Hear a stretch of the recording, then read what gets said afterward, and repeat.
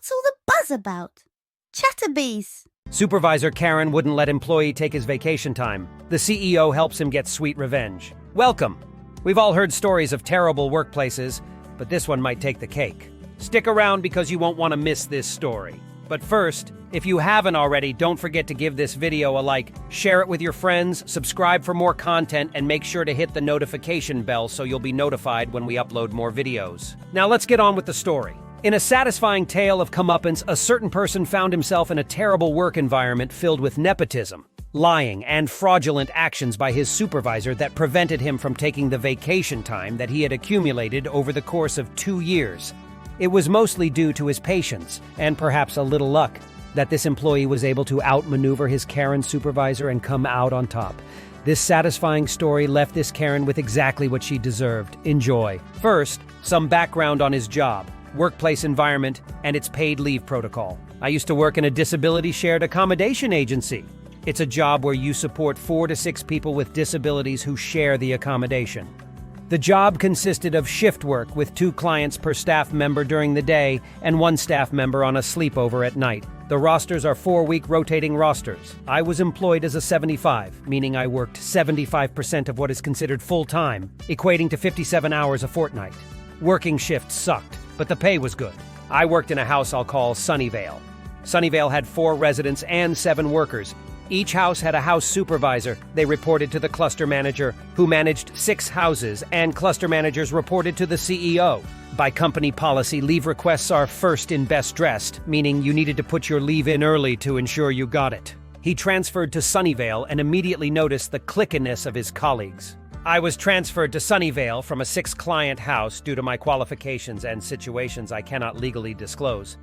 I worked for the first year, got to know staff, clients, house supervisor, etc. There was an obvious click between 4 staff members. Each school holiday, 3 would apply for leave, and 1 would call in sick with a medical certificate covering the same amount of time. They would always rotate who is sick to hide what they were up to. They were friends outside of work who would party together. When one of the Karens was promoted to supervisor, it all went to hell. After a year, the house supervisor fell sick.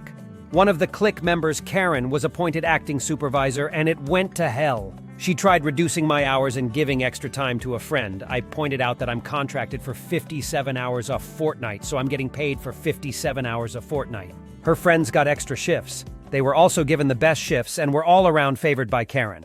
Despite sending in leave requests early, they were always rejected by Karen.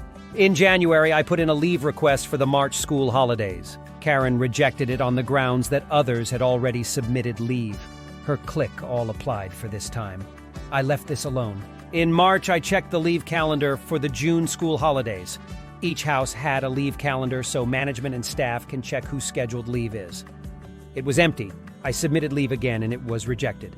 Karen said, "Sorry, you were too slow." She said that A, B, and C, click, already submitted leave. The next day, the leave calendar showed this. In May, I checked the Christmas leave calendar, put in my leave, and sure enough, got the same result. This annoyed me as I have a family that I wanted to take on holiday. I spoke to the cluster manager, also a part of the clique, who said, "There's nothing I can do." Note, I had not taken leave in 2 years. After a shift working with the CEO, he was able to secure paid leave over Christmas. In January the following year, the clique was on holiday, and we had a gastro outbreak across our facilities, so we were short-staffed. All available staff, including the CEO, were covering shifts. I was rostered on with the CEO one shift when he said to me, "You have a bit of leave accumulated. You should probably take some."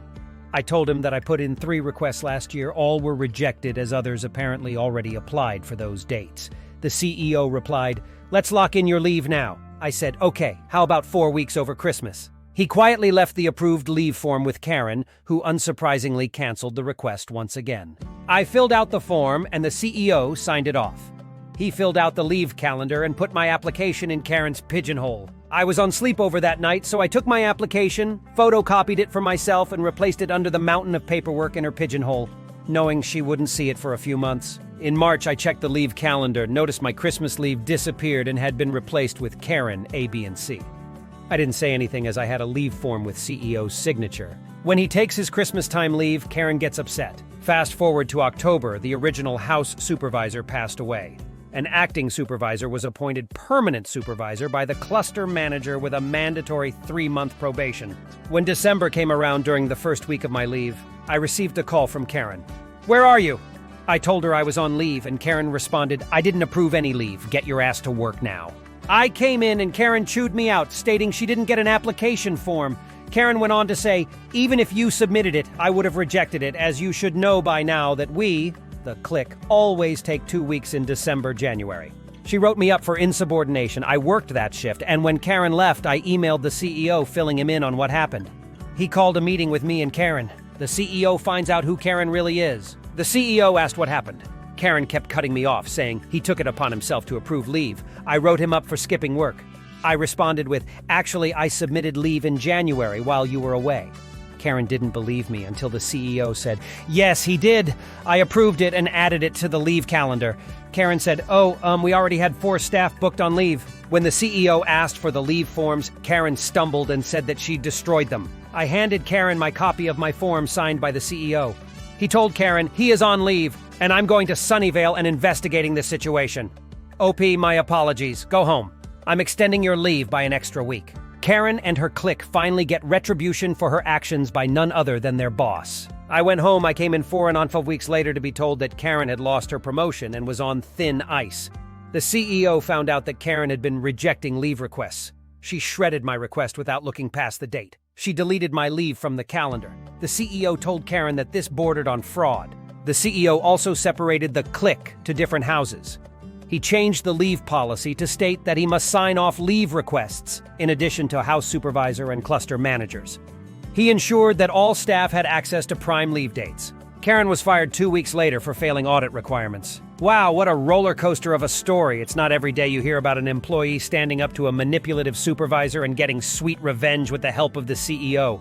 This tale of workplace justice is not just satisfying, but also serves as a powerful reminder of the importance of integrity and fairness in professional environments. The moral of this story is crystal clear.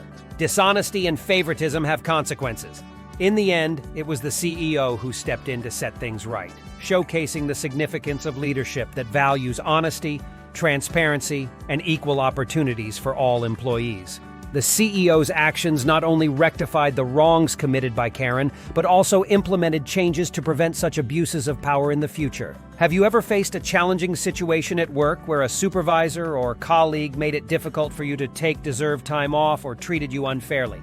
Share your experiences in the comments below. Let's create a space to discuss workplace challenges and triumphs, and perhaps find inspiration and support in each other's stories. Remember, in the professional world, karma might just come dressed as the CEO, ready to deliver the justice that is deserved. Thanks for joining us on this journey through the ups and downs of workplace drama. If you enjoyed this video, don't forget to like, subscribe, and hit that notification bell for more intriguing stories. Until next time, stay true to your principles and never be afraid to stand up for what's right.